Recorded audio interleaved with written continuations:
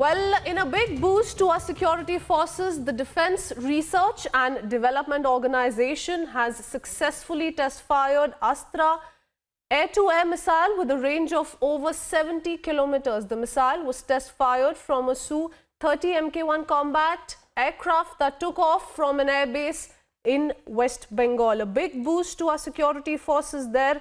The DRDO has successfully test-fired Astra, the air-to-air missile with a range of over 70 kilometers. Tejinder Singh Sodhi joining us on the broadcast to bring in more details as far as the technical front is concerned. Tejinder, over to you.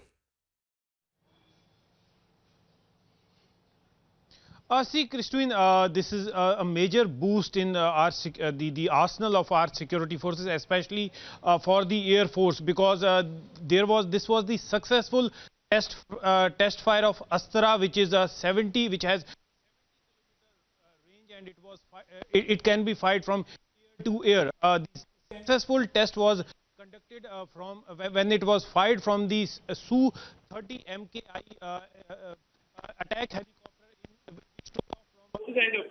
There seems to be some trouble with that audio line. We'll try and reconnect with Tejinder, but like Tejinder was pointing out, a huge boost for the forces there. Remember, the government of India had sanctioned the Astra project in 2004, March 2004, with a budget of approximately 995 crore rupees. And now we have the we have the DRDO, which has successfully test-fired Astra. Remember, it's an air-to-air missile with a range of over 70 kilometers. We'll try and reconnect with Tejinder in just a bit to bring in more details as far as this big development is concerned.